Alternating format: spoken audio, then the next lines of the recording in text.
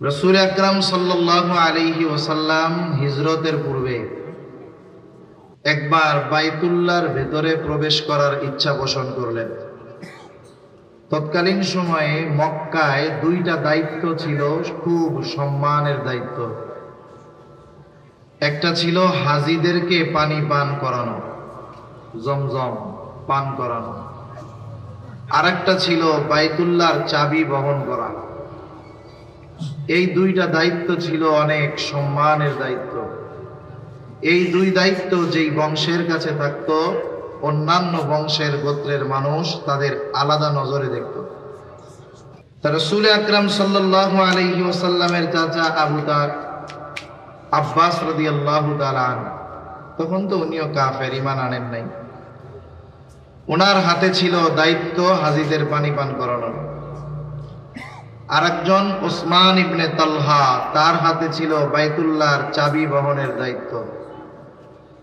প্রতি সোম এবং বৃহস্পতিবার বাইতুল্লাহর দরজা সবার জন্য খুলে দেওয়া হইত। সকলে ভেতরে যাইতে পারত, ইবাদত বন্দেগী করত। অন্যান্য সময় যদি কারো যাওয়ার প্রয়োজন হতো, ওসমান ইবনে তালহার কাছ থেকে চাবি নিয়ে দরজা খুলে ভিতরে প্রবেশ করত। একদিন নবীজি চাইলেন বাইতুল্লাহর ভেতরে ঢুকবেন। ওসমান ইবনে তালহার কাছে নবীজি চাবি চাইলেন। তখন তো ওসমান ইবনে তালহা কাফের। নবীজি যখন চাবি চেয়েছে, ওসমান ইবনে তালহা চাবি দিতে অস্বীকৃতি জ্ঞাপন করলো। সাথে সাথে নবীজিকে কিছু খোঁচা মারা কথা বলা শুরু করলো। এই কথা যখন বলতেছে, হযরত আলী রাদিয়াল্লাহু তাআলা আনহু, রাসূল সাল্লাল্লাহু আলাইহি ওয়াসাল্লামের চাচাতো ভাই ও জামাতা, তিনি এসে ওসমান ইবনে তালহার হাত থেকে চাবি কেড়ে বাইতুল্লাহর দরজা খুলে দিলেন। কারণ উনিও তো ওই বংশের লোক যারা পানি পান করায় মক্কায়। নবীজি ভেতরে ঢুকতেছেন আর ওসমান ইবনে তালহাকে বলতেছেন, ওসমান, আজকে আমি চাবি চাইলাম, তুমি আমারে চাবি দিলা না। অচিরেই এমন এক দিন আসবে যেই দিন এই চাবি আমার কাছে থাকবে। ওই দিন আমি যাকে খুশি তাকে এই চাবি বহনের দায়িত্ব দিব। বলছে কখন? হিজরতের আগে। ওসমান ইবনে তালহা তখনও কাফের, ঈমান আনে নাই।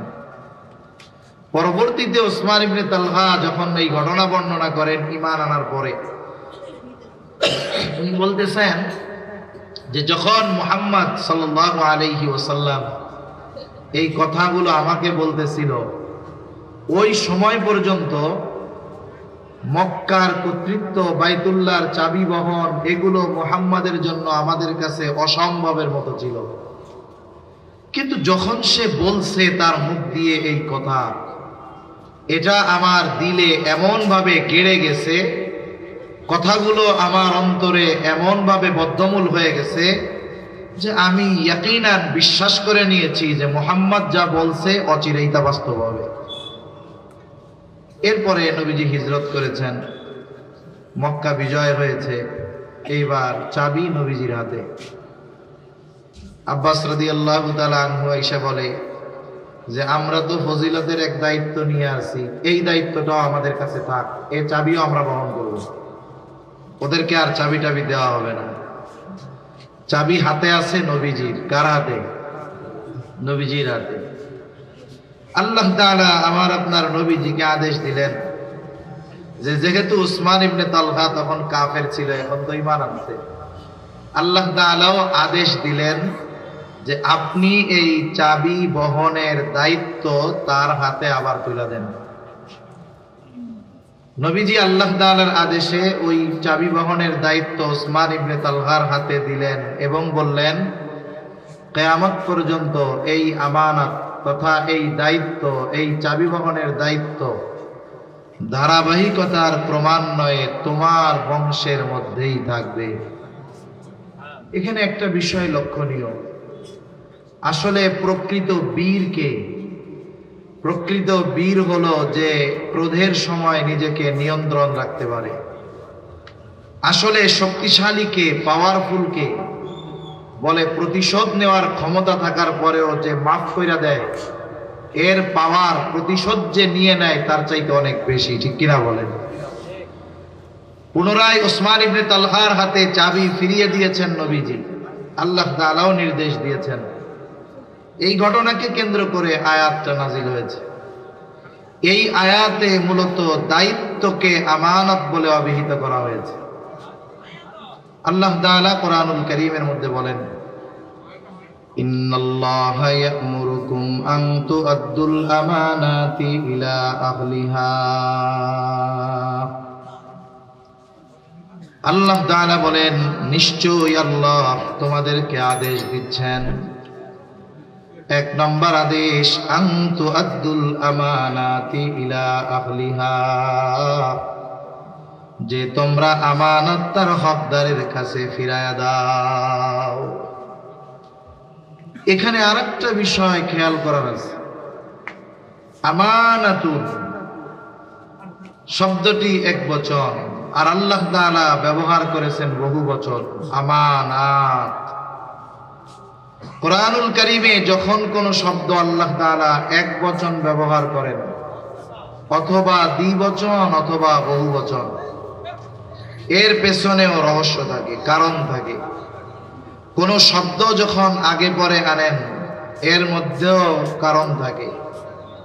মুফাসসিরিনে কেরাম বলেন, এখানে আল্লাহ তাআলা আমানত শব্দটা বহুবচন এনেছেন, তার মানে আমানত শুধু এক জিনিসের মধ্যে হয় না, বরং বহু জিনিসের মধ্যে আমানতদারিতা হয়। তাহলে দুইটা বিষয় প্রথমে আমরা জানলাম, একটা হলো দায়িত্ব আমানত হয়, আরেকটা বিষয় হলো আমানত এক জিনিসের সাথে সম্পৃক্ত বিষয় নয়, বরং বহু জিনিসের সাথে সম্পৃক্ত বিষয়। এখানে মূল উদ্দেশ্যটা কি? মুফাসসিরিনে কেরাম বলেন, মূল উদ্দেশ্য হলো আল্লাহ তাআলা ঈমানদারদেরকে আমানতদার হওয়ার নির্দেশ দিচ্ছেন। কারণ প্রকৃত ঈমানদার সে কখনো খেয়ানতকারী হয় না, আর যে খেয়ানতকারী সে প্রকৃতপক্ষে কখনো মুমিন হতে পারে না।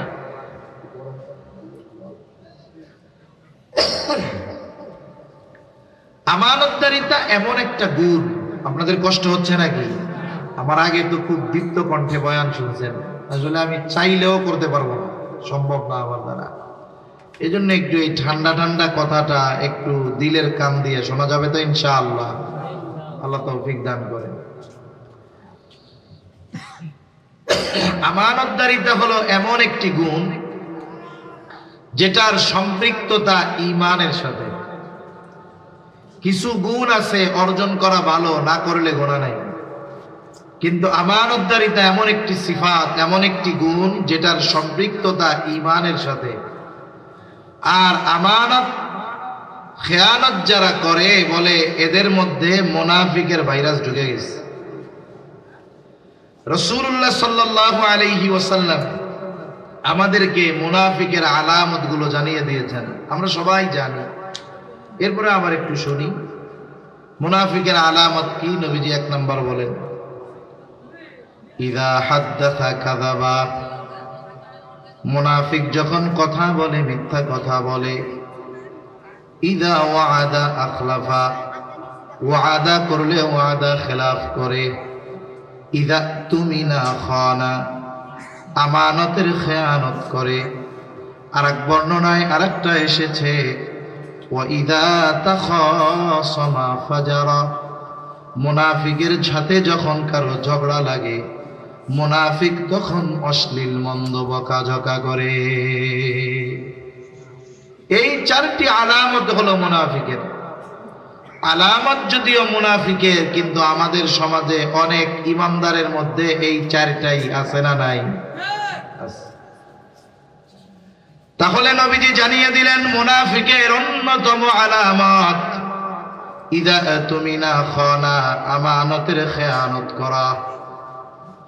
তাহলে আমানতের খেয়ানত করা এটা মুনাফিকের স্বভাব, আর আমানতের হেফাজত করা এটা মুমিনের ভূষণ। এই জন্য নবীজিও জানিয়ে দেন, লা ঈমানা লিমান লা আমানাতা লাহ, নবীজি বলেন, যার মধ্যে আমানতদারিতা নাই তার ঈমান নাই। আমার আগে ভাইজান বয়ান করেছে, ওই যে মতির বিল্ডিং জান্নাতে যদি যাইতে হয় যেই জিনিসগুলো লাগবে এর মধ্যে এক নাম্বার কি লাগবে? ঈমান লাগবে। যদি আমানতদারিতার গুণ কারো মধ্যে না থাকে তাহলে তার ঈমানের মধ্যে ত্রুটি আছে। ঈমানে যদি ত্রুটি থাকে অনেক সময় আমল ব্যান্ড হয়ে যায়, কিন্তু ঈমান যদি খাঁটি থাকে আমল অল্প হলেও নাজাতের জন্য যথেষ্ট হয়ে যায়। এই জন্য আমরা যদি বাস্তবিক অর্থে পরিপূর্ণ ঈমানদার হতে চাই আমাদেরকেও আমানতদার হওয়ার দরকার আছে না নাই? এই জন্য আমানতের বিষয়গুলো আমাদের জানা দরকার। কোন কোন ক্ষেত্রে আমাদেরকে আমানতদারিতা অর্জন করতে হবে? বলে, এক নাম্বার, লেনদেনের ক্ষেত্রে আমাদেরকে হতে হবে আমানতদার। লেনদেনের মধ্যে আমানত, এটা কম বেশি আমাদের সকলের জানা আছে যে লেনদেনের ক্ষেত্রে আমানতদার হওয়া দরকার। এই জন্য আমি এই বিষয়টা লম্বা করব না, এতটুকুই যথেষ্ট। তাহলে খেয়াল রাখবো, এক নাম্বার আমানতদারিতা অর্জন করতে হবে লেনদেনের মধ্যে। দুই নাম্বার আমানতদারিতা অর্জন করতে হবে কথার মধ্যে।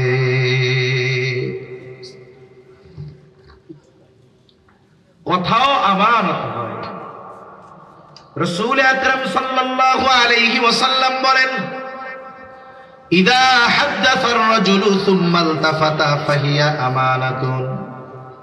নবীজি বলেন, যখন কোনো মানুষ কথা বলে আর এদিকে সেদিকে তাকায়, ওই কথাটা এদিকে সেদিকে তাকিয়ে যার কাছে সে বলল, যেই কথাটা বলল ওই কথাটা আমানত হয়ে যায়।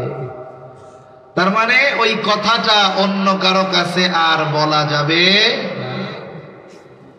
স্বাভাবিকভাবে একটা মানুষ যদি ডানে বামে তাকায় এরপরে কথা বলে, আমরা বুঝি যে ও চায় না ওর কথা কেউ শুনুক, ও যে আমার কাছে কথা বলতেছে এটা কেউ দেখুক, ও চায় না।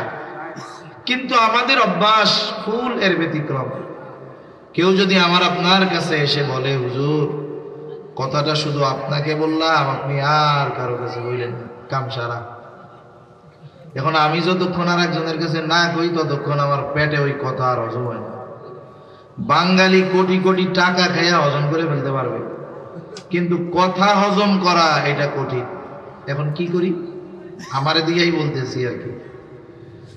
লোকটা আমার চোখের আড়াল হওয়ার আগে আমার পাশের আর একজনকে ডাক দিয়া বলি, এদিকে আসো ভাই। লোকটাকে চিনো? বলে, হ্যাঁ চিনি। লোকটা আমাকে খুব বিশ্বাস করে, তার একটা গোপন কথা আমার কাছে বলছে, কারো কাছেই বলতে মানা করছে। আমিও তোমারে খুব বিশ্বাস করি, তোমার কাছেই বললাম, তুমি কিন্তু কাউরে বইলো না। এইবার ও কি করবে? বলবে, হুজুররেও তো বলতে মানা করেছিল, হুজুর একজনের কাছে বলছে, আমি মনে হয় একজনের কাছে বললে অসুবিধা নেই। ও দোস্তকে ডাক দিয়া বলবে, বন্ধু বলো আমাদের হুজুর কি খারাপ নাকি? বলে না। মিথ্যা কথা বলে? বলে না। বলে, অমুকের ব্যাপারে হুজুর আমার কাছে এই কথা বলেছে, আমি শুধুমাত্র তোমাকে বললাম, তুমি কিন্তু আর কারো কাছে বইল না।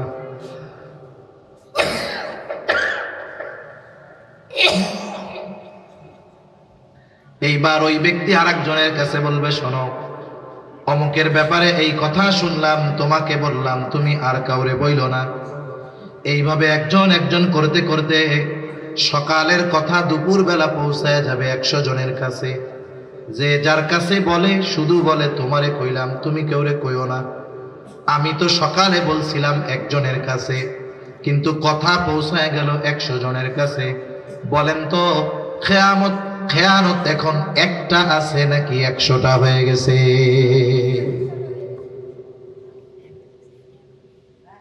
যদিও আমি বলছি একজনের কাছে, কিন্তু 100 জনের কাছে পৌঁছানোর কারণটা তো আমি, তাই না? হাদিসের মধ্যে আসছে, নবীজি বলেন, যখন কেউ কোনো ভালো কাজের সূচনা করে, ওই ভালো কাজ যতজন আমল করে, ভালো কাজের সূচনাকারী প্রত্যেক আমল করনেওয়ালার সমপরিমাণ সওয়াব পাইতে থাকে। আবার যখন আল্লাহ মাফ করো, আবার যখন কেউ কোনো মন্দ কাজের সূচনা করে, ওই মন্দ কাজ যতজন আমল করে সকলের সমপরিমাণ পাপ যার দ্বারা মন্দ কাজের সূচনা হয়েছে তার আমল নামায় যোগ হতে থাকে। নবীজি বলেন, আদম আলাইহিস সালাতু ওয়াস সালামের হত্যাকারী সন্তান, যার দ্বারা এই পৃথিবীতে সর্বপ্রথম অন্যায়ভাবে হত্যাকাণ্ড সংগঠিত হয়েছে, নবীজি বলেন কিয়ামত পর্যন্ত অন্যায়ভাবে যত হত্যাকাণ্ড সংগঠিত হবে সকল হত্যাকাণ্ডের সমপরিমাণ গুনাহ আদম আলাইহিস সালামের ওই হত্যাকারী সন্তানের আমলনামায় যোগ হয়ে যাবে। এই জন্য কথাটাও আমানত হয়, আমরা কথার হেফাজত করব। অনেক সময় এমন হয় যে এক সময় তার সাথে আমার সম্পর্ক ভালো, বন্ধুত্বের সম্পর্ক যতদিন, কথা গোপন রাখছে ততদিন। এবার সম্পর্ক আগের মতো নাই, সম্পর্ক নষ্ট হয়ে গেছে, গোপন কথা। এইবার ওই কথাকে অস্ত্র বানায়, বলে বেশি কথা কইলে কিন্তু কইয়া দিমু, বলে কি বলে না? বলেন তো। বন্ধু ছিল তখন কথার হেফাজত করা হলো, এখন শত্রু হয়ে গেছে বিধায় তার কথার কি খেয়ানত করা যাবে? বন্ধুর আমানত যেমন হেফাজত করতে হয়, শত্রুর আমানত হেফাজত করতে হয়। রাসূল আকরাম সাল্লাল্লাহু আলাইহি ওয়াসাল্লাম মক্কা থেকে মদিনায় হিজরত করেছেন। সর্বপ্রথম কথা হলো আল্লাহ তাআলার নির্দেশ, সাথে সাথে বাহ্যিক কিছু কারণ তো আছে। বাহ্যিক কারণগুলোর ভিতরে অন্যতম কারণ কাফেরদের অতি মাত্রায় জুলুম, অত্যাচার। আল্লাহ রাব্বুল আলামিন আমার আপনার নবীকে জানায় রাখছেন, পয়গম্বর আপনি প্রস্তুত থাকেন, অচিরেই কিন্তু আপনার সফর শুরু হবে, হিজরতের জন্য প্রস্তুত থাকেন। কিন্তু সময়টা নির্দিষ্ট করে আল্লাহ তাআলা জানান নাই। কাফেররাও মোটামুটি বুঝতে পেরেছে যে নবীজি খুব শীঘ্রই হয়তো মক্কা ত্যাগ করে চলে যাবেন। কাফেররাও মোটামুটি সিদ্ধান্ত নিয়ে নিল এইবার আর মুহাম্মদকে ছেড়ে দেওয়া যাবে না। এতকাল আবু তালেব বেঁচে ছিল, এখন আর আবু তালেব নাই, বাধা দেওয়ারও আগের মতো কেউ নাই। সব গোত্র থেকে এক একজন প্রতিনিধি নিযুক্ত করা হলো যে আজ রাতেই সম্মিলিতভাবে মুহাম্মাদের উপরে আক্রমণ করে চিরতরে তাকে দুনিয়া থেকে বিদায় করে দেওয়া হবে। কাফেররা সিদ্ধান্ত নিল এইটা। আর আল্লাহ তাআলা আমার আপনার নবীকে জানিয়ে দিলেন, হাবিব আজ রাতেই আপনার মদিনার সফর শুরু হবে। আর মক্কার মানুষেরা যদিও নবীর বিরুদ্ধে আচরণ করত, কিন্তু তাদের দামি দামি সম্পদগুলো নবীজির কাছে আমানত রাখত, হেফাজতে রাখত। তারা সুনিশ্চিত থাকত যদিও আমরা মুহাম্মাদের বিরোধিতা করি, এরপরেও মুহাম্মদ কখনো আমাদের সম্পদের খেয়ানত করবে না। এই বিশ্বাস মক্কার কাফেরদের ছিল। এই জন্য তারা তাদের সম্পদ, দামি দামি বস্তু নবীজির কাছে আমানত রাখত। এখন রাতে তো সফর শুরু হবে, নবীজির কাছে তখনও কাফেরদের কিছু সম্পদ রয়ে গেছে, ফেরত দেওয়া হয় নাই। নবীজি নিজের ঘরে হযরত আলী রাদিয়াল্লাহু তাআলা আনহুকে রেখে গেছেন, দায়িত্ব দিয়ে গেছেন যে আলী আমানতের প্রতিটা বস্তু তাদের হকদারের কাছে পৌঁছায়া দিবা, এরপর মদিনার উদ্দেশ্যে রওনা হবা। চিন্তা কইরা দেখেন, নবীজির ঘর চতুর্দিক দিয়া কাফেররা ঘিরে রেখেছে নবীজিকে হত্যা করার জন্য। যারা নবীকে হত্যা করার জন্য আসছে, নবীজি তাদের সম্পদগুলো তাদের কাছে পৌঁছানোর ব্যবস্থা না করা পর্যন্ত মদিনার উদ্দেশ্যে সফর শুরু করেন না। কেমন আমানতদার নবী আমার আপনার নবী! এজন্যই তো নবুয়ত পাওয়ার বহু আগে কাফেররাই আমার আপনার নবীজির উপাধি দিয়েছিল আল আমিন, বিশ্বস্ত, আমানতদার। আমরা সেই নবীর উম্মত, আমাদেরকেও ওই রকম আমানতদার হওয়ার দরকার। শত্রুর আমানতের হেফাজত করতে হবে। তিন নাম্বার দায়িত্ব কিন্তু আমানত হয়। এই আয়াতে মূলত আল্লাহ তাআলা আমানত বলে দায়িত্বকে বুঝিয়েছেন। চাবি বহনটা মূল উদ্দেশ্য না, দায়িত্বটাই হলো মূল উদ্দেশ্য। এই দায়িত্বটাও কিন্তু আমানত। এখন তো এমন এক জামানা, মানুষ দায়িত্ব নেওয়ার জন্য কত প্রতিযোগিতা করে। টাকা দিয়ে দায়িত্ব কিনে নেয়, ঘুষ দিয়ে দায়িত্ব কিনে নেয়, আবার অনেক সময় আরেকজনকে মাইরা দায়িত্ব নিতে যায়। দায়িত্ব এটা কঠিন এক জিনিস। মানুষ যদি দায়িত্বর ওজন বুঝতো তাহলে টাকা দিয়েও মানুষকে দায়িত্ব দেওয়া যেত না। এত টাকা দিয়ে কেনে। যেমন দেখেন, এক জায়গায় মাহফিলে গেছি, এক অঞ্চলে চেয়ারম্যান ইলেকশন হবে। কিছুকাল চেয়ারম্যান ইলেকশন দলীয় মার্কায় হয়েছে। মানে দলীয় মার্কায় চেয়ারম্যান হইলে তো আলাদা এক হ্যাডাম থাকবে। এখন এক লোক নাকি শুধু মার্কা আনার জন্য, নির্দিষ্ট দলের নির্দিষ্ট মার্কা আনার জন্য উপরে 5 কোটি টাকার মতো ব্যয় করছে। উপরে বলতে বুঝেন তো? আচ্ছা, এখন মার্কা তিনি পাইছেন, পাওয়ার পরে চেয়ারম্যান ইলেকশন করবেন, পোস্টারে লেখছেন এত নং আসন্ন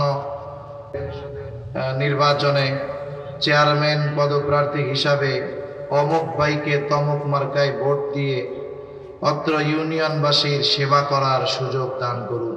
এরকমই তো লেখা থাকে। ওনারা যদি জিজ্ঞাসা করেন চেয়ারম্যান হবেন কেন? জনগণের খেদমত করতে চাই। তলে তলে যা করে করুক, উপরে তো এটাই করব নাকি? তা আপনারা বলেন তো, যেই লোক 5 কোটি টাকা ঘুষ দিয়া মার্কা কিনতে পারে, জনগণের সেবা করতে তার চেয়ারম্যান হওয়া লাগে নাকি? তার মানে বোঝা গেল সেবা করবে এটা হলো মিথ্যা কথা। আসলে তার চেয়ারম্যানই পদটা দরকার অন্য কিছু করার জন্য।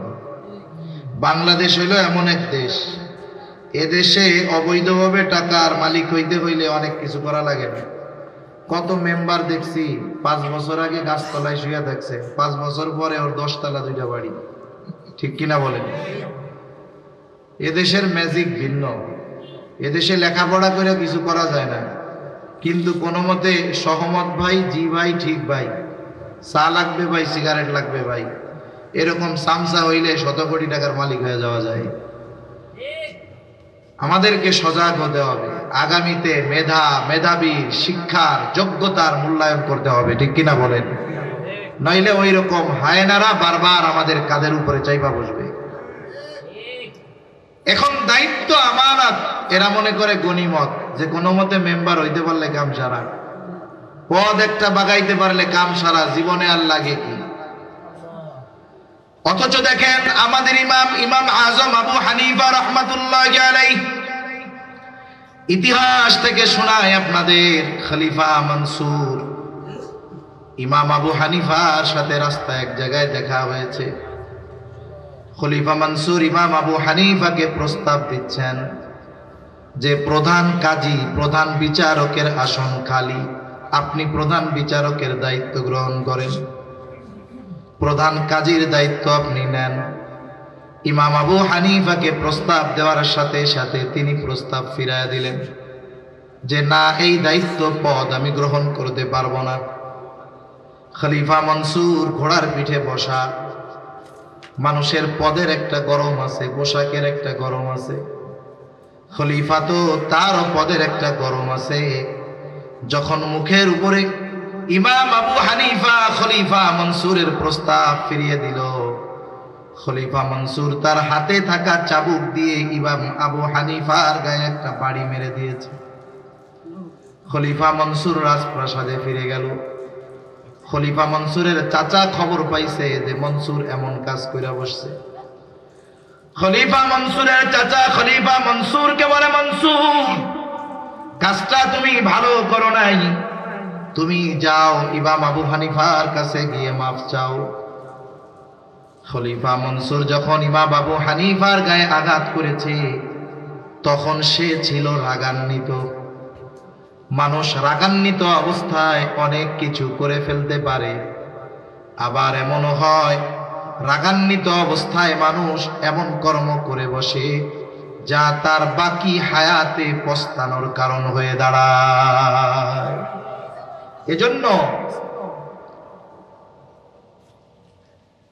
জীবনের একটা মূলনীতি হবে যে আমরা কখনো রাগান্বিত অবস্থায় চূড়ান্ত কোনো সিদ্ধান্ত নেব না। মনে করেন আমাদের সমাজে কিছু কাজ ঘটে, যেমন স্বামী স্ত্রীর মধ্যে বিচ্ছেদ হয় তালাকের মধ্যে। স্বামী রাগের মাথায় স্ত্রীর 14 গোষ্ঠী ধরে তালাক দিয়ে দেয়। কেউ কিন্তু খুশি হয়ে তালাক দেয় না। তালাক যখন দেয় মেজাজ খুব গরম থাকে, তালাক যখন দেওয়া হয় মেজাজ ঠান্ডা। এবার চিন্তা করে কামটা করলাম কি, এবার চলে যায় মাদ্রাসায়, দয়াপুর মাদ্রাসায় চলে যায়, নুরুল হক সাহেব হুজুরের কাছে চলে যায় যে হুজুর কাম তো এটা করে ফেলছে। দিছস কেন? হুজুর হুজুর রাগের মাথায় দিছি, হুজুর ইচ্ছা করে দেই নাই। দেখি খুশির ঠেলায় কেউ তালাক দেয় নাকি? তার মানে বোঝা গেল কি, রাগ যখন উঠে মানুষের, অধিকাংশ সময়ে রাগান্বিত অবস্থার সিদ্ধান্ত ভুল হয়।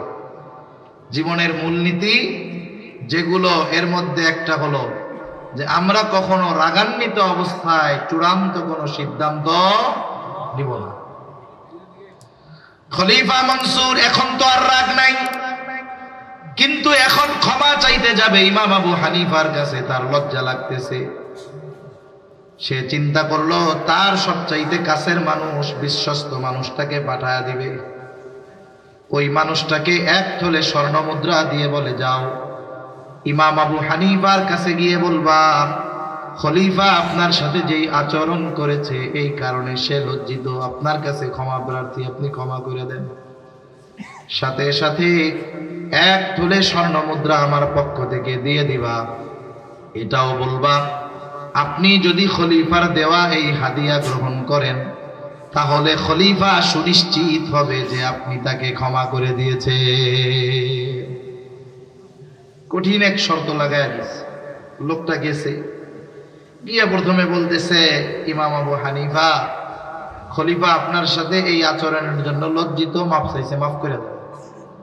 ইমাম আবু হানিফা নববিগুণে গুণান্বিত মানুষ, মাফ চাইছে আর মাফ করে দিছে।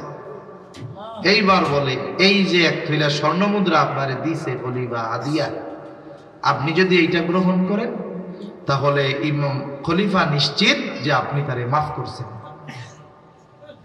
ইমাম আবু হানিফা বলে, না, হাদিয়া গ্রহণ করা যাবে না, এটা তুমি ফেরত নিয়ে যাও। লোকটা বলে, না, আপনি গ্রহণ করেন, অসুবিধা নাই। বলে, না, ফেরত নিয়ে যাও। বলে, তোমার খলিফা হাদিয়া আমাকে কোথার থেকে দিয়েছে? নিজের পয়সার থেকে দিছে নাকি? বলে, উনি এত টাকা পাবে কোথায়? উনি দিছে রাষ্ট্রীয় কোষাগার থেকে। ইমাম আবু হানিফা নিশ্চিত হলেন যে এই টাকা খলিফার নিজের না, দিছে জনগণের টাকা থেকে। ইমাম আবু হানিফা এবার যখন ফেরত নিয়ে যাওয়ার কথা বললেন, লোকটা বলে, শোনেন, আপনি রাখেন, নিজের জন্য ব্যয় না করেন, আপনি অন্য কাউকে সাদকা করে দিয়ে। ইমাম আবু হানিফা বলতেছে, তোমার কাছ থেকে এটা আমি রাখলাম, এরপরে আমি ব্যয় করি না সদকা করে দেই, সেটা তো কথা না। তোমার খলিফা জানবে যে ইমাম আবু হানিফা আমার দেওয়া হাদিয়া গ্রহণ করছে। শোনো, খলিফার দায়িত্ব হলো জনগণের সম্পদ পাহারা দেওয়া, যথাযথ কাজে ব্যয় করা। খলিফাকে যেই ওজিফা দেওয়া হয়, যেই সম্মানী ভাতা দেওয়া হয়, এই দায়িত্ব পালনের জন্য। বলেন তো, রাষ্ট্রপতির নির্দিষ্ট ভাতা আছে না নাই? যিনি প্রধানমন্ত্রী হন তার আছে না নাই? এই ভাতার বাইরে 1টা টাকা নিজের কাজে ব্যবহার করার অনুমতি আছে? এটা আমানত। ইমাম আবু হানিফা বলতেছে, শোনো, এই খেলাফতের দায়িত্ব আমানত, সাথে সাথে এই সম্পদগুলো রক্ষণাবেক্ষণের দায়িত্ব তার উপরে, এটা আমানত। এখান থেকে সে যদি 1টা টাকা নিজের কাজে ব্যয় করে তাহলে আমানতের খেয়ানত হবে। কিয়ামতের দিন খেয়ানতের বোঝা নিয়ে আল্লাহর সামনে দাঁড়ানো লাগবে। এই কথা যখন বলছে, রোগটা লাগান্বিত হয়ে ফিরে চলে গেছে। খলিফার কাছে গিয়ে ইমাম আবু হানিফার বিরুদ্ধে মিথ্যা রসালো কথা সাজায়া অভিযোগ দায়ের করেছে। এইবার খলিফা প্রচন্ড রাগান্বিত হয়ে ইমাম আবু হানিফাকে জেলখানার মধ্যে আটকায়া দিল। নিদারুণ অত্যাচার। চাবুক দিয়ে আঘাত করা হতো আর বলা হতো, আপনি যদি প্রধান বিচারকের দায়িত্ব গ্রহণ করেন আপনাকে ছেড়ে দেওয়া হবে। ইমাম আবু হানিফা জুলুমের শিকার, এরপরেও তিনি দায়িত্ব নেওয়ার জন্য শিকার হন নাই। ঐতিহাসিকদের থেকে দুইটা মত পাওয়া যায়। একটা হলো যখন খলিফা অত্যাচার করেও ইমাম আবু হানিফাকে তার অবস্থান থেকে টলাতে পারে না, নড়াতে পারে না, খাবারের সাথে বিষ মিশিয়ে ইমাম আবু হানিফাকে হত্যা করা হলো, শহীদ করা হলো। আর এক বর্ণনায় আসছে উনি যখন প্রচন্ড অসুস্থ ওনাকে বাড়িতে পাঠায় দেওয়া হলো। ইমাম আবু হানিফাকে গৃহবন্দী করে ফেলা হলো। ছাত্ররা জিজ্ঞাসা করে, ওস্তাদ, যেই কারণে আপনার উপরে এত জুলুম, এত অত্যাচার, অথচ ওই দায়িত্ব গ্রহণের যোগ্য ব্যক্তি আপনি ছিলেন, জুলুম সহ্য করলেন, তবুও দায়িত্ব কেন নিলেন না? ইমাম আবু হানিফা বলে, শোনো, আমি যেই দায়িত্ব নেই নাই, কিয়ামতের দিন এই দায়িত্বের ব্যাপারে আল্লাহ আমাকে জিজ্ঞাসা করবে না। কিন্তু দায়িত্ব নেওয়ার পরে আমার যদি এই দায়িত্বের কোনো খেয়ানত হয়ে যেত, ত্রুটি বিচ্যুতি হয়ে যাইত, তাহলে কিয়ামতের দিন আল্লাহর সামনে আমাকে হয়তো খেয়ানতের বোঝা নিয়ে দাঁড়ানো লাগতো। কারণ আবু দাউদের একটা বর্ণনায় আসছে, রাসূল সাল্লাল্লাহু আলাইহি ওয়াসাল্লাম বলেন, আমাদেরকে যখন কোনো সরকারি দায়িত্ব দেওয়া হয়, তোমাদের কাউকে, কেউ যদি ওই দায়িত্বের সুচ পরিমাণ খেয়ানত করে, সুচ পরিমাণ, নবীজি বলেন কিয়ামতের দিন ওই ব্যক্তি খেয়ানতের বোঝা নিয়ে আল্লাহর সামনে হাজির হবে। এই জন্য সরকারি দায়িত্ব হোক আর বেসরকারি দায়িত্ব হোক, রাষ্ট্রীয় দায়িত্ব হোক অথবা সাধারণ দায়িত্ব হোক, প্রত্যেকটা দায়িত্বকে আমানত মনে করা দরকার। কত মানুষ আছে দায়িত্ব নেওয়ার পরে দায়িত্ব ফাঁকি দিয়ে মাস শেষে ওই দায়িত্বের বিপরীতে যেই পারিশ্রমিক পরিপূর্ণ উসুল করে নেয়, আছে না নাই? এগুলো সব খেয়ানতকারী, দায়িত্বের খেয়ানতকারী এরা সবাই। 4 নম্বর, সময়ও কিন্তু আমানত। সময়টাও আমানত হয়। আপনি অফিসে চাকরি করেন 8টা থেকে বিকাল 4টা, এর মধ্যে 1 ঘন্টা নামাজ খাবারের বিরতি, বলে বাকি 7 ঘন্টা সময় হলো আমানত।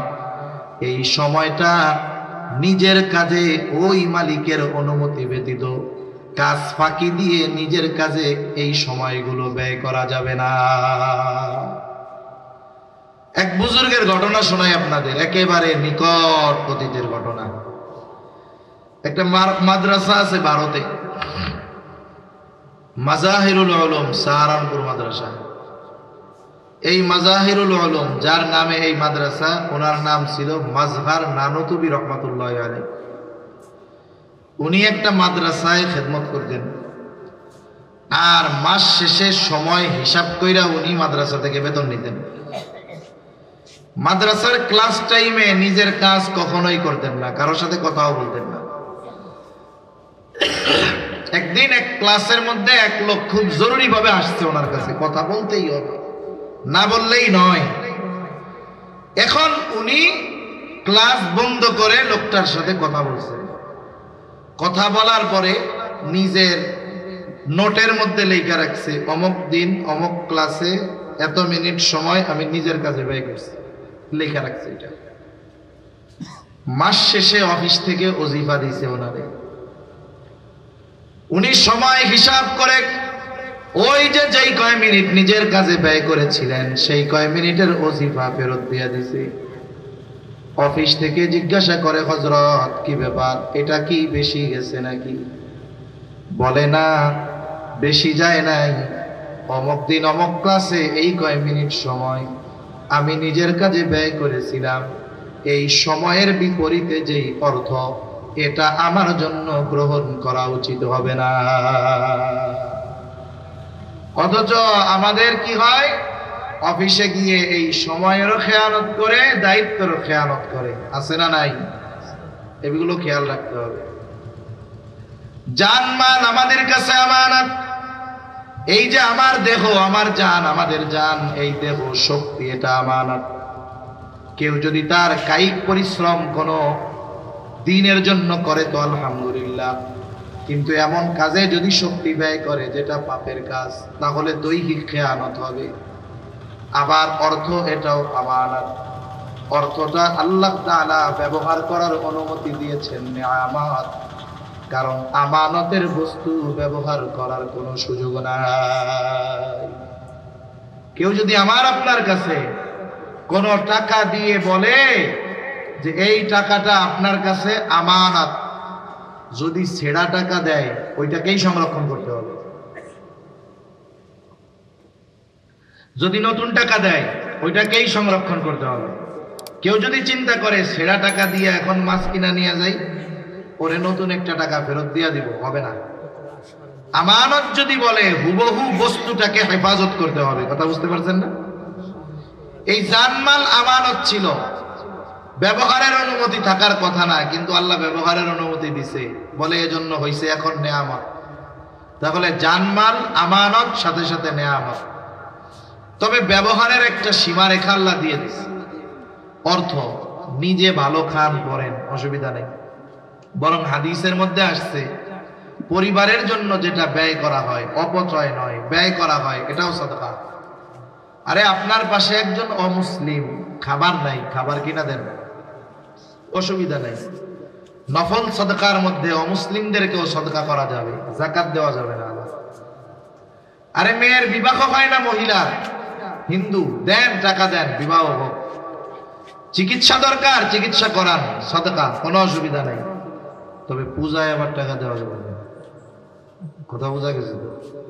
এখন অতি উদারতা দেখাতে গিয়ে যদি পূজা মণ্ডপে মূর্তি বানানোর টাকা দেন, এটা কি হবে? এটা শিরকে সমর্থন করা হবে, শিরকের গুনাহ হবে, জঘন্য পাপ, ঈমান চলে যাওয়ার কারণ হয়ে যাবে। তাহলে আপনি আপনার অর্থ নিজের কাছে ব্যয় করেন, অসুবিধা নাই। আরে মাদ্রাসায় দেন, মসজিদে দেন, অসুবিধা নাই। নিজে ভালো পড়েন, ভালো খান, অসুবিধা নাই। কিন্তু টাকা দিয়ে যদি কোনো অন্যায় কাজে ব্যয় করা হয়, আল্লাহর কসম, যেই টাকাগুলো অন্যায় কাজে ব্যয় হবে, ওই টাকাগুলো অন্যায় কাজে ব্যয় করার কারণে আল্লাহর দেওয়া আমানতের সাথে খেয়ানত করা হবে। এখন কোন টাকা দিয়ে বিড়ি সিগারেট খাইলে কিন্তু আবার খেয়ানত হবে না? হবে? এটা খাওয়া যাবে না। টাকা দিয়ে বিড়ি সিগারেট কেন খান? এটা তো ফায়দা কি? একমাত্র বস্তু যাতে সত্য কথা লেখা থাকে প্যাকেটের গায়ে। পৃথিবীতে যত কিছু আছে খাবার দাবার সব থাকে উল্টাপাল্টা কথা। আমি আপনি আমার আপনার বাচ্চাদের মাঝে মধ্যে জুস খাওয়াই, উপরে বড় আমের ছবি দিয়া লেখা থাকে 100% পিওর আমের জুস, কিন্তু দেখা যায় কি ওর মধ্যে 90% আছে হলো কুমড়ার রস, প্রিজারভেটিভ আছে, কিছু ফুড কালার আছে, কেমিক্যাল আছে, এই দিয়ে আমের জুস বানাই দিচ্ছে। তাহলে আমবিহীন আমের জুস, মিথ্যা কথা। যা লেখা, কি লেখা? মিথ্যা কথা। একমাত্র সিগারেটের প্যাকেটের গায়ে সত্য কথা লেখা থাকে। কি লেখা থাকে? ধূমপানে মৃত্যু ঘটায়, ধূমপানে স্ট্রোক হয়। প্যাকেটের গায়ে যত বেশি ক্ষতি লেখে তত এটার দাম বাড়ে, পাবলিক আরো তত বেশি কেনে। আলামত কিন্তু এটা। অনেক আগে এক সময় প্যাকেটের গায়ে লেখা থাকতো ধূমপান স্বাস্থ্যের জন্য ক্ষতিকর। সিগারেটের দাম ছিল 2 টাকা, অনেক বিক্রি হয়। গভর্নমেন্ট মনিটরিং করে দেখলো এইটা পাবলিক কেনে বেশি, এটার উপরে ট্যাক্স লাগা। এবার ট্যাক্স লাগাইছে, কোম্পানির উপরে ট্যাক্স লাগায়। কোম্পানি তো টাকা নেয় পাবলিকের কাছ থেকে। এখন চিন্তা করে 2 টাকার মাল 4 টাকা বানাবো, তাইলে উপকার বেশি হইতে হবে না? এখন লেখে ধূমপানে ক্যান্সারের কারণ। 4 টাকা দিয়া, দাম 4 টাকা দিয়া প্যাকেটে লেখছে ধূমপান ক্যান্সারের কারণ। বললাম পাবলিক দেখি 4 টাকা দিয়ে এটা কিনে খাওয়া শুরু করছে। এরপরে কিছুদিন পরে আবার দাম বাড়াইছে, 8 টাকা দাম দিয়া লেখছে কি যে ধূমপান হৃদরোগের কারণ। বললাম 8 টাকা দিয়া এই হৃদরোগের কারণ এখন সবাই কিনে খায়, আরো চলে আরো বেশি। আবার ট্যাক্স দিছে। ওরাও চিন্তা করে দাম বাড়ামো, ফায়দাও তো বাড়াইতে হবে। এবার আর কারণ মারণ লেখে না, ডাইরেক্ট লেখছে ধূমপানে স্ট্রোক হয়। লেখা আছে না এরকম? ধূমপানে কি হয়? স্ট্রোক হয়। আল্লাহু আকবার। পাবলিক কত নাদান, এবার 10 টাকা কইরা ওইটা কিনা খাওয়া শুরু করছে। এখন আবার দাম বাড়াইছে, এবার কি লিখবে? প্যাকেটের গায়ে লেখা আছে না ধূমপান মৃত্যু ঘটায়, লেখা আছে, দাম দিছে 14 টাকা, এখন 14 টাকা দিয়ে ওইটা কিনে খায়। এখন এরপরে কোম্পানি আর ফায়দা কি খুঁজবে আমি তো বুঝি না। আমার মনে হয় লিখবে এরপরে ধূমপান করলে জাহান্নামে যাওয়া যায়, দাম 20 টাকা, পাবলিক 20 টাকা দিয়ে কিনে খাইবে। তাহলে বলেন, একটা জিনিস যেটা পান করলে খাইলে সুস্পষ্টভাবে ক্ষতির কারণ, এই ধরনের বস্তু খাওয়া ঠিক হবে? তাহলে আপনি এর দ্বারা মালেরও খেয়ানত করতেছেন, জানেরও খেয়ানত করতেছেন, সাথে সাথে নিজে তো অসুস্থ হচ্ছেন। আপনি আপনার ছোট পরিবার পরিজন সন্তান এদের জন্য এক অসুস্থ পৃথিবী রেখে যাচ্ছেন।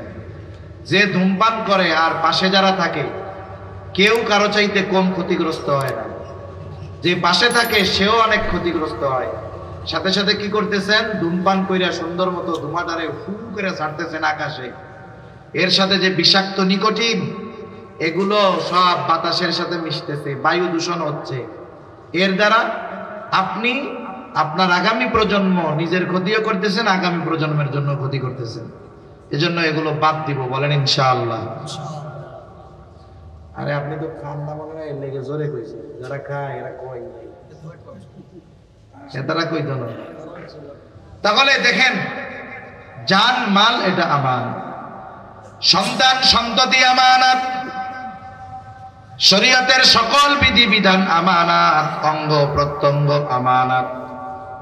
বলে অঙ্গ প্রত্যঙ্গেরও খেয়ানত হয়, বলে হয় কেমনে হয়? গুনাহ করার মাধ্যমে হয়।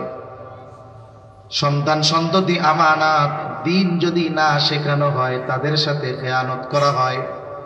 এই জন্য অনুরোধ থাকবে, যখন এইখানে যেহেতু নুরানি মাদ্রাসা হয়েছে, আপনি আপনার সন্তানটাকে যদি ডাক্তারও বানাতে চান, ইঞ্জিনিয়ার বানাতে চান, আপনি বানান, কোনো অসুবিধা নাই। কমপক্ষে 3য় শ্রেণী পর্যন্ত নুরানি মাদ্রাসায় পড়ান। তাহলে সন্তান নামক ওই নিয়ামত, আমানত, যেই দায়িত্বগুলো আপনার উপরে ছিল তার কিছু অংশ মাদ্রাসায় দেওয়ার কারণে আদায় হয়ে যাবে। তাহলে এই 7-8টা বিষয়ের দায়িত্ব যদি আমরা পালন করতে পারি তাহলে আমানতদার মুমিন হওয়া যাবে। তাহলে সূরাতুন নিসার 58 নম্বর আয়াতে আল্লাহ তাআলা আমাদেরকে 2টা বিষয়ে ওয়াজ করেছিলেন। কয়টা বিষয়? 1 নম্বর, আনতু আতুল আমানাতি ইলা আহলিহা, যে তোমরা আমানত তার হকদারের কাছে ফিরায় দাও, অর্থাৎ তোমরা আমানতদার হও। 2 নম্বর নির্দেশ, আল্লাহ তাআলা বলেন, ওয়া ইযা হাকামতুম বাইনান নাসি আন তাহকুমু বিল আদল, তোমরা যখন মানুষের মধ্যে বিচার আচার করবা, ন্যায় বিচার করবা। অনেকে চিন্তা করতে পারে যে বিচার তো কোর্টে হয়, আমরা কি বিচার করি? না না, প্রত্যেকটা মানুষ জীবনের কোনো না কোনো সময়, কোনো না কোনো কারণে ছোট খাটো হলেও বিচারকের ভূমিকা পালন করে। মনে করেন 1 লোকের 2 সন্তান, দ্বন্দ্ব লাগছে, এই দ্বন্দ্ব নিরসনে বিচারক হইল তাদের বাপ। এখন বাপ চিন্তা করে, পোলা এটা তো বিদেশে যায়, টাকাও বাড়ায় ভালো, এইবার সুন্দর মতো বিচারের ক্ষেত্রে ওই টাকা যেটা পাঠায় ওইটার পক্ষ অবলম্বন করলো। এই কাম কি করা যাবে? করা যাবে না। বন্ধুত্বের কারণেও যেমন বিচারে পার্সিয়ালিটি করা যাবে না, শত্রুও যদি হয় বিচারের জন্য আসে, এই কারণে তার প্রতি অবিচার করা যাবে।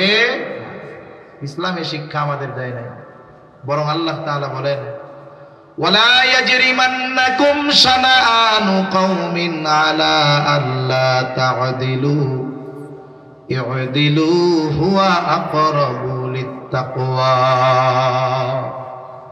আল্লাহ তাআলা জানায় দেন, কোন কওমের প্রতি বিদ্বেষ বশত তাদের উপরে অবিচার করা যাবে না, বরং ওই কওমের কেউ যদি, যাদের প্রতি আমাদের বিদ্বেষ, তারাও যদি আমাদের কাছে বিচারের জন্য আসে, আল্লাহ রাব্বুল আলামিন জানায় দেন, ই'দিলু, ন্যায় বিচার করবা। কারণ কি? হুয়া আকরাবু লিত্তাকওয়া, ন্যায় বিচার করবা এটাই হলো তাকওয়ার অধিক নিকটবর্তী। কিন্তু বাস্তবতা হলো আমরা ন্যায় বিচার করতেও রাজি নাই, মানতেও রাজি নাই। এই যে দুইটা গুণের কথা আল্লাহ বলছেন, এর তাফসীরে ইমাম শাফেঈ রহমাতুল্লাহি আলাইহি বলেন, দুইটা গুণ এমন, যদি কোনো ব্যক্তি অর্জন করে বলে সে কামিয়াব। যদি কোনো সমাজের মানুষের মধ্যে এই গুণ থাকে বলে তারা সৌভাগ্যবান। আরে বলে যদি রাষ্ট্রের মানুষের মধ্যে থাকে তারা সৌভাগ্যবান। কোন শাসকের মধ্যে থাকে বলে সেই দেশের মানুষরাও সৌভাগ্যবান। সুবহানাল্লাহ। কিন্তু রাষ্ট্রের শাসকের মধ্যে যাবে কই? আমাদের মধ্যেই তো নাই। আসলে আমরা চাই আমানতদার ন্যায়পরায়ণ শাসক, কিন্তু আমাদের মধ্যেই আমানতদারিতা আর ন্যায়পরায়ণতা নাই। ঠিক কিনা বলেন? এজন্য আমাদেরকে আমানতদার হতে হবে, ন্যায়পরায়ণ হতে হবে। ছোট্ট দুইটা ঘটনা শোনাই আলোচনা শেষ করে দেব ইনশাআল্লাহ। খলিফাতুল মুসলিমিন হযরত ওমর রাদিয়াল্লাহু তাআলা আনহু, উনি গেছেন বাজারে ঘোড়া। খলিফাতুল মুসলিমিন গেছে বাজারে ঘোড়া কিনতে, অর্ধজাহানের শাসক। এখন এক ইহুদির কাছ থেকে ঘোড়া কিনছে। ইহুদি সুন্দর মতো ঘোড়া টোড়া দেখায়া দেখায়া পছন্দ হয়েছে, কোনো ডিফেক্ট নাই, সমস্যা নাই। খলিফাতুল মুসলিমিনের হাতে ঘোড়া বোঝাই দিয়া দাম নিয়া বেচা কেনা শেষ। খলিফাতুল মুসলিমিন বাজারের বাইরে চলে গেছে। ঘোড়া নিয়ে বাজারের বাইরে যখনই লাফ দিয়ে উঠতে গেছে, ঘোড়ায় দেখে ঘোড়ায় তো সমস্যা, ঘোড়ার পায়ে ডিফেক্ট। এখন ওই ঘোড়া নিয়ে আবার বাজারের মধ্যে আসছে। আসার পরে বলতেছে, এই মিয়া তুমি কি ঘোড়া দিছো? তোমার ঘোড়ায় সমস্যা, ফেরত নাও। এখন ও কয়, না আমি তো আপনার কাছে ভালো ঘোড়া বেচছি, আমার ঘোড়ায় তো কোনো সমস্যা ছিল না। কয় না তোমার ঘোড়ায় সমস্যা ছিল। কয় না আমার ঘোড়া ভালো ঘোড়া। দুইজনের তর্কাতর্কি শুরু হয়ে গেছে। একটু চিন্তা করেন, একজন ইহুদি তর্ক করে কার সাথে? বাংলাদেশের মতো একটা দেশের প্রধানমন্ত্রীর সাথে, অর্ধজাহানের শাসকের সাথে তর্ক করতেছে ইহুদি। দুজনের মধ্যে চলতেছে তর্কাতর্কি। খলিফাতুল মুসলিমিন এইবার ইহুদিরে বলতেছে যে তোমার আর আমার মধ্যে এই দ্বন্দ্ব নিরসনে তৃতীয় একজনকে ফয়সালাকারী হিসাবে সাব্যস্ত করো। সে যা রায় দিবে আমরা দুইজন মেনে নিব। আচ্ছা ঠিক আছে। ইহুদি নিজের ধর্মের কাউকে বাছাই করে না। ইহুদি দেখে যে সুরাইহিরে দেখা যায়, বলে খলিফাতুল মুসলিমিন আমার আর আপনার মধ্যে এই সমস্যা সমাধান দিবে সুরাই। সুরাই যা রায় দিবে আমরা মাইনা নিব। বলে হ্যাঁ, কোনো সমস্যা নেই। এইবার সুরাই আসছে। সুরাই এসে দুইজনের কথাই সমগুরুত্ব সহকারে শুনেছে। কারণ বিচারকদের জন্য নবীজি যতগুলো নির্দেশনা দিয়েছেন এর মধ্যে একটা হলো, যিনি বিচারক বাদী বিবাদী উভয়ের কথা সমগুরুত্ব সহকারে শুনতে হবে। কিন্তু আমাদের দেশে বাদী যদি হুজুর হয় এদের কথা শুনে না, বিবাদী যদি হুজুর হয় এদের কথা শুনে না, এরা কিছু বলারই চান্স দেয় না। অথচ উচিত কি দুইজনের কথাই সমগুরুত্ব সহকারে শুনতে হবে। এখন দুইজনের কথা উনি শুনছেন। শ্রবণ করবার পরে বলে, খলিফাতুল মুসলিমিন আপনি কি চান? বলে আমি চাই সে এই ঘোড়া ফেরত নিবে, কারণ সে আমাকে খারাপ ঘোড়া দিয়েছে। সুরাই বলে, খলিফাতুল মুসলিমিন সে ঘোড়া ফেরত নিতে বাধ্য, তবে আপনি যখন তার কাছ থেকে ঘোড়াটা বুঝে নিয়েছেন তখন কেমন ছিল? বলে হ্যাঁ তখন তো ভালো ছিল। বাজারের থেকে বাহির হইলাম ঘোড়ায় উঠবো, তখন দেখি ঘোড়ায় সমস্যা। এইবার সুরাই বলে, খলিফাতুল মুসলিমিন ঘোড়া সে ফেরত নিতে বাধ্য, যেহেতু আপনি তার কাছ থেকে ভালো ঘোড়া বুঝে নিয়েছেন। যেমনটা বুঝে নিয়েছেন তেমনটাই তাকে আপনার ফেরত দিতে হবে। খলিফাতুল মুসলিমিন একটু চুপ থেকে একটু করে পরে বলেন, হ্যাঁ সুরাই এটাই নাই বিচার। বলেন তো রায় খলিফার পক্ষে গেছে নাকি বিপক্ষে গেছে? খলিফা রাগ হয়ে যান নাই, এই বিচারের কারণে তাকে দেশান্তর করেও দেন নাই। বরং খলিফা বলতেছে, সুরাই কুফার প্রধান কাজীর আসনটা খালি, পদটা খালি, আমি তোমাকে কুফার প্রধান কাজী হিসাবে এখন থেকে নিয়োগ দিয়ে দিলাম। ন্যায় বিচার হয়েছে, শাসকের বিপক্ষে রায় গেছে, প্রমোশন পাইছে, চাকরি হয়ে গেছে। আর আমাগো দেশে যদি কোনো বিচারক সরকারের বিপক্ষে রায় চলে যাইতো তাহলে ওর বাসাই দুরস্ক হয়ে যেত। ওরই নাফসি নাফসি শুরু হয়ে যেত।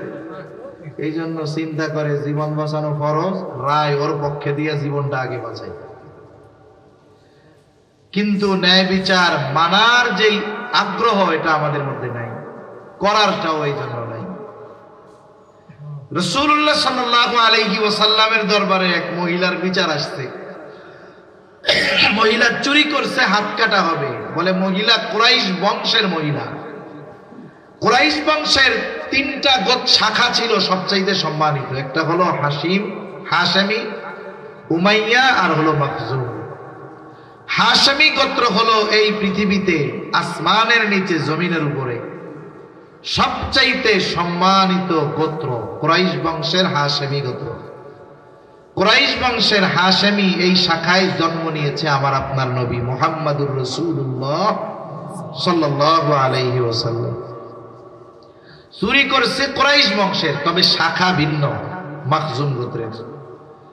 আরে গোত্র ভিন্ন হোক, বংশ তো এক। ওই সময়ের মানুষগুলার কিছু বদ অভ্যাস ছিল, ওইটা আমাদের সমাজেও আছে।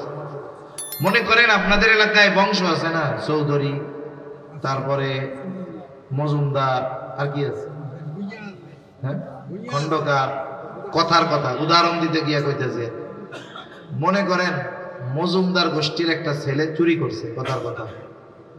বলেন তো এই চুরির দায় কি মজুমদার গোষ্ঠীর সবার উপরে না শুধু তার উপরে? কিন্তু আমাদের অভ্যাস কি জানেন, ওই বলা যদি কালকে চুরি করে আজকে ধরা খায়, সকালবেলা একটা মজুমদার গোষ্ঠীর লোক দেখলে ও চোরের গোষ্ঠীর লোক, কি অবস্থা। এই যে বলতেছি, ইসলাম থাকলে, ইসলামী শাসন ব্যবস্থা থাকলে পিডানি দেওয়া হইতো। কারণ ব্যক্তির অপরাধ কেন বংশের উপরে চাপায় দেওয়া হবে? এটা ওই সময়ের জাহেলরা করত, এখন আমরাও করি। এগুলো করা যাবে না। সাহাবায়ে কেরাম চিন্তা করতেছে, নবীর বংশের মেয়ে, হাত যদি কাটা যায় তাইলে তো পরের দিন সবাই কইব দেখ কুরাইশ বংশের মহিলাও চোর। এই কারণে সাহাবায়ে কেরাম চিন্তা করে, নবীজি হয়তো জানেন না মহিলা কুরাইশ বংশের, নবীজিকে একটু জানানো দরকার। যদি কোনো মতে মহিলার শাস্তিটা একটু কমায়া দেওয়া যাইত, নবীজির কাছে খবর দেওয়া দরকার। কিভাবে খবর দেওয়া যায়? যায়েদ রাদিয়াল্লাহু তাআলা আনহুর ছেলে নাম হলো ওসামা। ওসামা ছোট, সবাই শিখায়া দিছে, ওসামা যাও তুমি তোমার নানার কাছে গিয়ে বলবা, নানা যেই মহিলা চুরি করছে মহিলা হলো কুরাইশ বংশের মহিলা, আর কিছু বলা লাগবে না। ছোট বাচ্চা যা শিখায়া দিছে হুবহু সেই কথা নবীজির কাছে গিয়া বলছে। নবীজি বুঝতে পেরেছেন এই কথা ওসামা নিজের থেকে বলে নাই, নিশ্চয়ই তারে কেউ কথাটা শিখায়া দিছে। নবীজি হুজরা থেকে বের হয়ে আসলেন, এসে বলতেছে, তোমরা কি আমাকে এমন বিষয়ের জন্য সুপারিশ করতেছ যেই বিষয়ের শাস্তি কার্যকর করার নির্দেশ দিয়েছেন আল্লাহ? এরপরে নবীজি খুতবা দিলেন।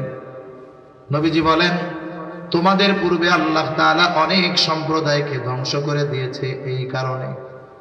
বলে তাদের মধ্যে যখন কোনো সম্ভ্রান্ত ব্যক্তি চুরির অপরাধে আটক হইতো তাকে ছেড়ে দেওয়া হতো। আবার একই অপরাধে যখন কোনো দুর্বলকে আটক করা হতো তার উপরে শাস্তি কার্যকর করা হতো। নবীজি বলেন, অপরাধী যদি সম্ভ্রান্ত হয়ে ছেড়ে দিত, একই অপরাধে আটক যদি কোনো দুর্বল হতো তাকে শাস্তি দেওয়া হতো। এই কারণে আল্লাহ তাআলা তোমাদের পূর্বে বহু সম্প্রদায়কে ধ্বংস করে দিয়েছেন। এরপরে নবীজি বলেন, আল্লাহর শপথ, যদি মুহাম্মাদের কন্যা ফাতেমাও চুরি করত অবশ্যই আমি তার হাতটা কেটে দিতাম। এর দ্বারা নবীজি বিচারের ক্ষেত্রে স্বজন প্রীতির যেই বদ স্বভাব আমাদের মধ্যে আছে ওটার কবর রচনা করেছেন। মেয়ে খাতুনে জান্নাত হতে পারে, কিন্তু ন্যায় বিচারের ক্ষেত্রে সে যদি অপরাধী সাব্যস্ত হয় ছেড়ে দেওয়ার সুযোগ নাই। কোথায় সেই ন্যায় বিচার আছে? আরে গোটা পৃথিবীর কোথাও নাই।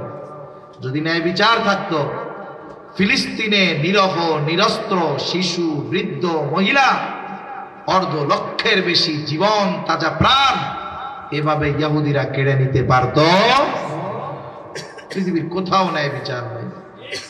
আমরা নিজেরাই তো ইনসাফগার হতে পারি নাই, নিজেরাই তো আমানতদার হতে পারি নাই, অথচ আমরা আশা করি যে আল্লাহ আমাদের একজন আমানতদার ন্যায়পরায়ণ শাসক দান করুন। এ আশা আমরা করি। মনে রাখতে হবে, যদি যেমন শাসক চাই ওই গুণে গুণান্বিত যদি আমরা নিজেদের না করি, তাহলে এই শাসকের চেহারাটার পরিবর্তন হবে, চরিত্রের পরিবর্তন হবে না। এজন্য আজকের কথা যে আমরা আমানতদার হব, ন্যায়পরায়ণ হব, বলেন ইনশাআল্লাহ। এই 2টা গুণ আমরা অর্জন করব। অবিচার কখনো করব না, কারো হক নষ্ট করব না, আমানতদার হব। এই 2টা নির্দেশ দিয়ে আল্লাহ তাআলা বলতেছেন, কতই না সুন্দর ওয়াজ তোমাদের করলাম। আল্লাহ তাআলা বলেন, ইন্নাল্লাহা নি'ম্মা ইয়া'iদুকুম বিহ। কতই না সুন্দর ওয়াজ আল্লাহ তাআলা তোমাদের করলেন। এরপরে আল্লাহ তাআলা কেমন যেন বলেন, বান্দা এত সুন্দর 2টা ওয়াজ তোমাদের করলাম, তোমরা শুনলা, এত সুন্দর ওয়াজের উপরে তোমরা আমল করো কি করো না? আমি আল্লাহ সেটা কিন্তু দেখি। আবার এই আলোচনা নিয়ে কি সমালোচনা আলোচনা করো, সেটাও আমি আল্লাহ শুনি। কেন দেখেন, কেন শোনেন? আল্লাহ তাআলা বলেন, ইন্নাল্লাহা কানা সামিআন বাসীরা। নিশ্চয়ই আল্লাহ তাআলা হলেন সর্বশ্রোতা সর্বদ্রষ্টা। এজন্য আমরা যারা শুনলাম, আমরা আমানতদার ন্যায়পরায়ণ হব তো ইনশাআল্লাহ। না হলে কি হবে বলেন তো? বারবার আমাদের উপরে জালেম চাপবে, জুলুম হবে। আমরা যদি আমাদের পরিবর্তন করি, আশা করা যায় আল্লাহ তাআলা আমাদেরকেও ন্যায়পরায়ণ শাসক দিবেন ইনশাআল্লাহ। আল্লাহ আমাদের সকলকে এই 2 গুণে গুণান্বিত হওয়ার তৌফিক দান করেন। জবান খুলে বলি আমিন।